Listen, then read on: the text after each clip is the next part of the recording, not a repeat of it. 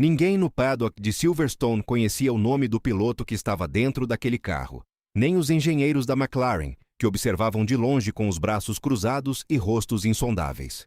Nem os mecânicos que afinavam os motores sob as tendas azuis. Nem os jornalistas que rondavam o perímetro com seus cadernos e olhares famintos. E certamente não sabia Marco Bellini, o piloto número 2 da escuderia Ferrari, que conduzia a 290 km por hora na reta de Hanggar e viu, no seu retrovisor direito, algo que o fez rir dentro do capacete. Um carro lento.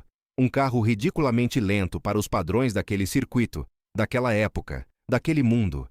Um carro que não tinha o vermelho imperial da Ferrari, nem o amarelo elétrico da Lotus, nem o prateado elegante da Williams. Era cinza. Um cinza anônimo, quase desajeitado, como se alguém tivesse pintado o carro com a primeira lata que encontrou na garagem. Sem logos, sem patrocinadores visíveis. Apenas uma carroceria cinza e um número provisório rabiscado com fita adesiva na porta. O 0. Marco Bellini o viu no espelho, reduziu a velocidade por um instante para confirmar o que estava vendo e soltou uma gargalhada. Naquela manhã de outubro de 1983, estava frio e enevoado, como costumam ser as manhãs de Silverstone, quando o outono decide lembrar às pessoas que a Inglaterra não foi projetada para o calor. A pista estava seca, mas o ar era pesado, e o cheiro de combustível misturado com borracha queimada pairava sobre o asfalto como uma névoa que ninguém via, mas todos sentiam. Eram 9h47 da manhã. A sessão de testes privados era exclusiva para as equipes convidadas. A McLaren tinha permissão até as 2 da tarde, a Ferrari também, e alguém mais. Alguém que ninguém havia anunciado, que ninguém esperava, e cuja presença ninguém no paddock foi capaz de explicar quando as horas passaram, e a tarde chegou com suas respostas. Marco Bellini tinha 26 anos na época. Era bonito de uma maneira que os italianos carregam com naturalidade, como se a estética fosse mais uma forma de disciplina. Cabelo escuro, mandíbula forte, um sorriso que a revista Autosport havia descrito naquele mesmo ano como o sorriso de um homem que sabe que vai vencer. Vinha de 2 temporadas na Fórmula 2, onde havia destruído rivais com uma consistência que fez Enzo Ferrari, em pessoa, levantar o telefone. Enzo Ferrari não levantava o telefone para qualquer um. Marco sabia. Todos sabiam. Era o escolhido de Maranello para os próximos 5 anos, o herdeiro de uma tradição que se escrevia com sangue e champanhe. Havia estreado em 4 grandes prêmios naquele ano, terminado nos pontos em 2 deles, e o mundo da Fórmula 1 já começara a escrever seu nome nas margens de sua história futura. Era o tipo de homem que entra num paddock, e o paddock sente. Sente na maneira como os mecânicos param de falar por um momento, em como os fotógrafos viram a cabeça, em como os engenheiros se endireitam 1 centímetro. Não era arrogância exatamente. Era a gravidade natural de alguém que foi escolhido, que sabe disso, e que se acostumou tanto a saber que já não consegue distinguir entre a confiança e o desprezo. São quase a mesma coisa quando se vive de dentro. O carro cinza apareceu novamente no seu espelho, enquanto entrava na Copse Corner a 240 por hora. Continuava ali, seguindo-o. Marco Bellini franziu a testa dentro do capacete. Algo naquele carro lhe parecia estranho, não de uma maneira ameaçadora, mas de uma maneira irritante, como uma casa desalinhada numa rua perfeitamente ordenada. O carro cinza seguia a mesma linha de traçado que ele. Exatamente a mesma, não aproximadamente, não quase. Exatamente. Marco saiu da Copse e acelerou em direção a Maggots. O carro cinza acelerou também. Marco freou tarde, muito tarde, um de seus pontos fortes segundo todos os engenheiros da Ferrari que haviam cronometrado seu estilo. O carro cinza freou ao mesmo tempo, nem antes, nem depois, ao mesmo tempo. Marco Bellini ignorou o que estava sentindo e continuou dirigindo. Dentro do carro cinza, Ayrton Senna tinha 23 anos e estava absolutamente tranquilo. Não era aquele tipo de tranquilidade que se aprende. Não era a calma técnica de alguém que memorizou uma sequência de frenagens e tornou mecânica sua emoção. Era outra coisa. Era a tranquilidade de alguém que foi tão fundo dentro de si mesmo que o mundo exterior se torna informação pura, sem ruído emocional, sem urgência, sem medo. Suas mãos sobre o volante se moviam com uma precisão que era quase desconcertante de observar de fora, embora naquele momento ninguém o estivesse observando.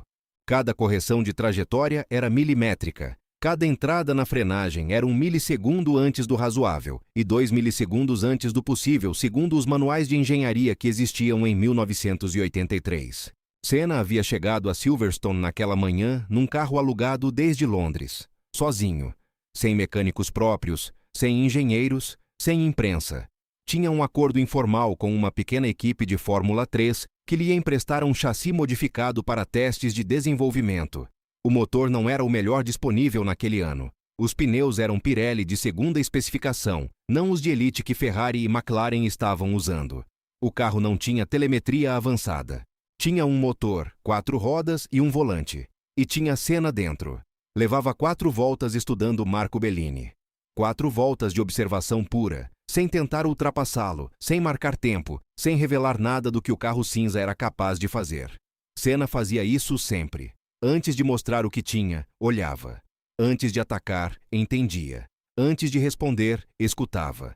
Era uma forma de inteligência que não cabia em nenhum formulário técnico, nem em nenhum relatório de engenharia.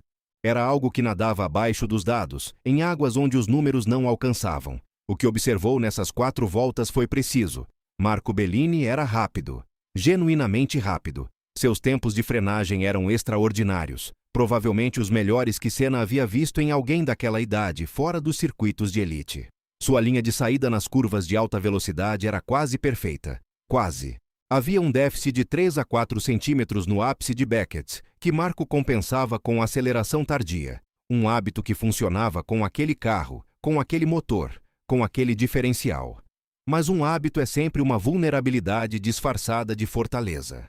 Senna arquivou isso em algum lugar da sua cabeça, onde arquivava tudo o que algum dia poderia precisar. No rádio interno da equipe Ferrari, o engenheiro-chefe Luigi Carrà dava instruções a Marco com a voz tensa e metódica de quem cronometra até os silêncios. Volta 7, COPS 3.42, Megotts 4.11, totais competitivos.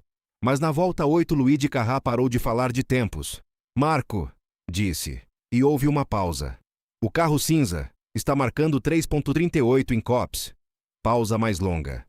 Marco, o carro cinza está marcando 4.08 em Megotts. Silêncio do outro lado do rádio. Depois a voz de Marco Bellini, ainda segura, mas com um tom cortante que não estava ali antes. Quem está pilotando esse carro? Ninguém respondeu porque ninguém sabia. Ayrton Senna começou sua 5ª volta. Aos 23 anos, Ayrton Senna já havia passado por coisas que moldam um homem de maneiras que os currículos não sabem descrever.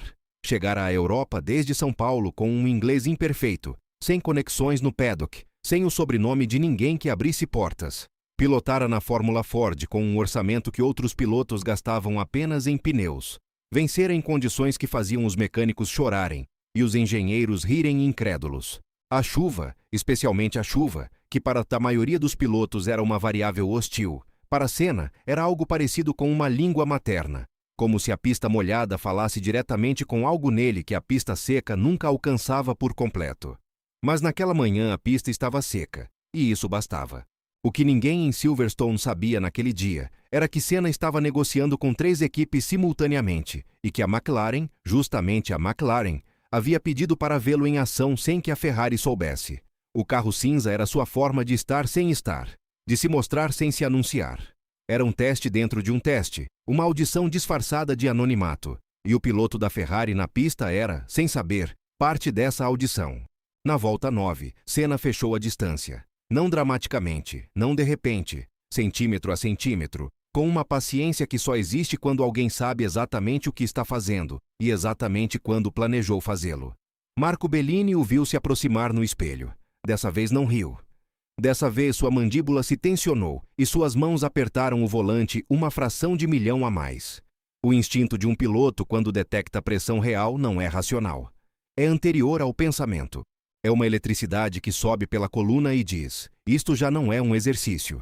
Entraram juntos em Stowe Corner a 210 km por hora. Marco fez sua linha habitual, perfeita por qualquer padrão convencional. Senna fez uma linha diferente, não a linha do manual.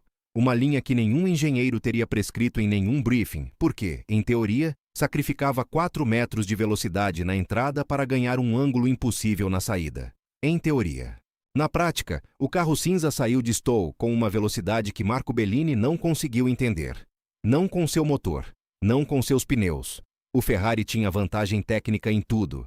E, no entanto, Luigi Carrà, da cabine de cronometragem, baixou seu cronômetro e ficou olhando a pista. No rádio soou a voz de Marco, dessa vez sem o tom seguro de antes. Apenas uma pergunta com vogais abertas demais para alguém acostumado a controlá-las todas. Luigi, quem é esse piloto? Senna não tentou ultrapassá-lo naquela volta. Na seguinte também não. Esteve mais 3 voltas conduzindo exatamente no mesmo ritmo que Marco Bellini, nem mais lento nem mais rápido, colado nos seus retrovisores como uma pergunta que ninguém sabia como formular. Isso também fazia parte do seu método. Não a pressa da fome, mas a precisão da certeza. Uma vez que sabia que podia, não precisava se apressar. O momento exato era uma decisão, não uma urgência. Volta 13. A última que Senna conduziu naquele dia atrás de Marco Bellini. Entraram no complexo de Chapel em velocidades que roçavam o limite de aderência dos pneus. A temperatura do asfalto havia subido 3 graus desde o início da sessão, o que mudava marginalmente o ponto de frenagem ótimo.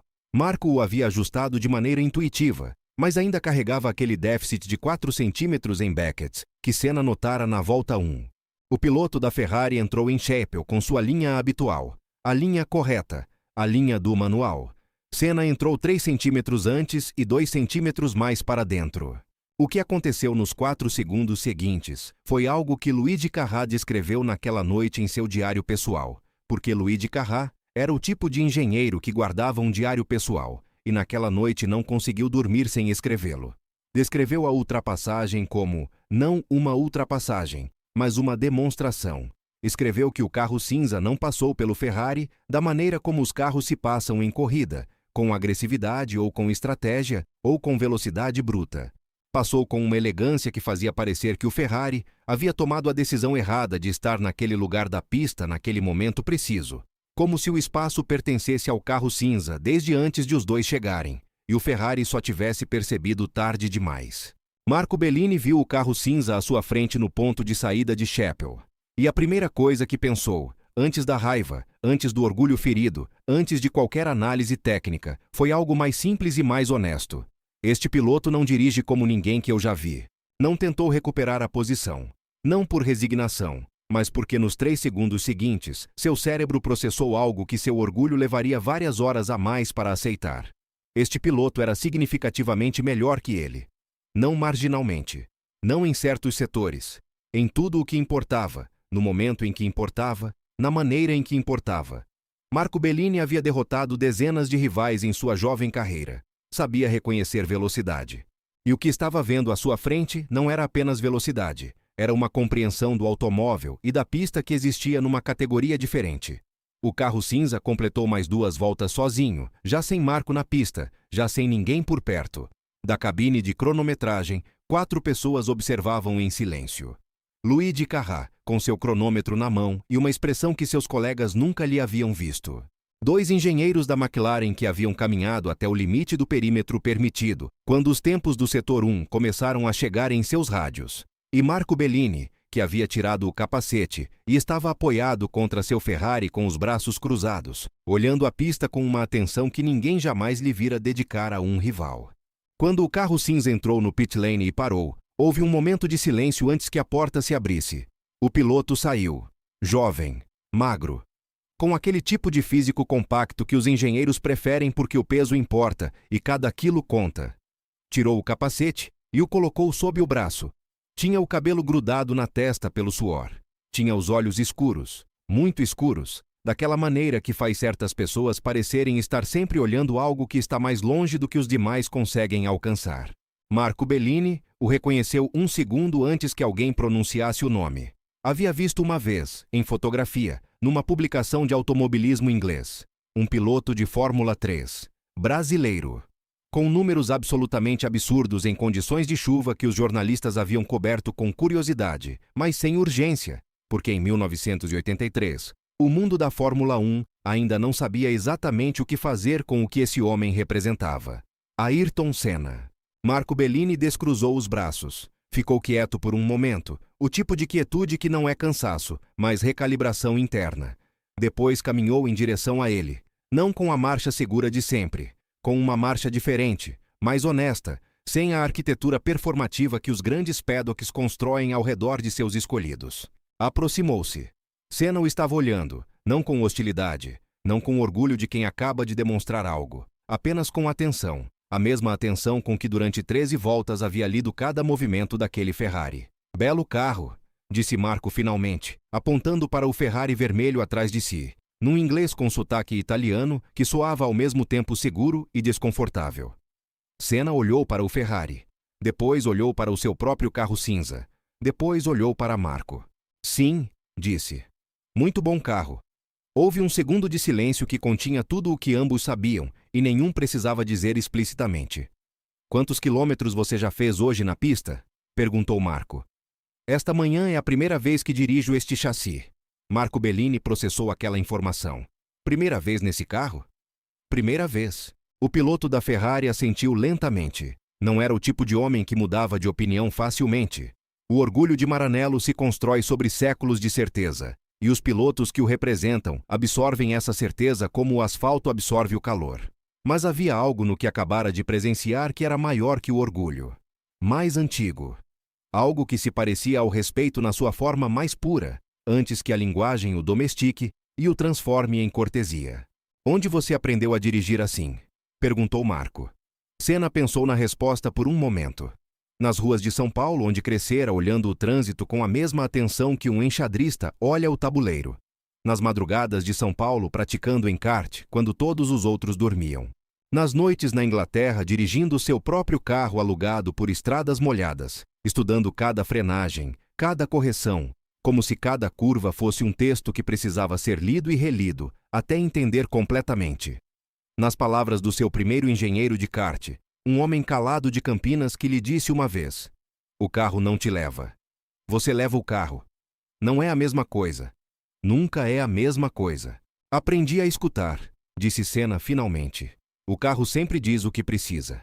Só é preciso saber escutar. Marco Bellini olhou para o chão por um momento. Depois levantou a cabeça. Eu amanhã volto para Maranello, disse. Mas se algum dia quiser falar dos setores de hoje, da linha em chapéu... Parou. Não terminou a frase da maneira como teria terminado qualquer outra frase naquele ano, com a implicação de que ele tinha algo a ensinar. Terminou de outra maneira, de uma maneira que seus amigos na Ferrari não teriam reconhecido, porque não era uma maneira que Marco Bellini usava habitualmente, com a implicação de que ele queria aprender. Senna assentiu. Com muito prazer. Luigi Carrà, de 15 metros de distância, observou aquela troca e escreveu no seu diário naquela noite que havia algo na atitude daquele jovem brasileiro que lhe lembrava algo que não conseguia nomear exatamente. Algo que os grandes pilotos de outra geração tinham quando eram jovens e que se perdia com os anos à medida que o mercado, o dinheiro e a fama os iam cobrindo como camadas de tinta sobre uma parede antiga. O que escreveu foi: esse garoto não dirige para vencer. Dirige para entender. E isso, neste esporte, é a coisa mais rara e mais perigosa que existe. Na pista vazia de Silverstone naquela tarde, enquanto as equipes guardavam os carros e os mecânicos enrolavam os cabos, ficou algo que não se enrola, nem se guarda. O rastro de pneus do carro cinza sobre o asfalto, que o frio inglês apagaria em horas, mas que naquele dia ainda se podia ver se soubesse onde olhar. Uma linha diferente de todas as outras. Uns poucos centímetros mais para dentro em cada ápice. Uma geometria diferente. Um idioma que o asfalto não havia escutado antes daquela manhã. 6 meses depois, Ayrton Senna assinou seu primeiro contrato com a Fórmula 1. 3 anos depois, Marco Bellini o viu do pódio de um grande prêmio, não da posição mais alta, mas da segunda, e o viu de baixo porque nas corridas do mundo há posições que se escrevem com velocidade, e há posições que se escrevem com aquela outra coisa que Luigi Carrà nunca conseguiu nomear por completo, mas que naquela tarde em Silverstone viu com os próprios olhos e guardou no seu diário com a letra apertada de quem escreve algo que sabe que importará depois. A compreensão, a escuta, a tranquilidade de quem não dirige para mostrar o que tem, mas para entender o que o carro, a pista e o momento, juntos, estão dizendo. Porque a grandeza nem sempre chega no carro mais rápido. Às vezes chega num cinza, com um número provisório colado com fita adesiva, conduzido por alguém que ainda não tem nome naquele paddock, mas que já carrega dentro de si Tudo o que esse nome algum dia vai significar para o mundo.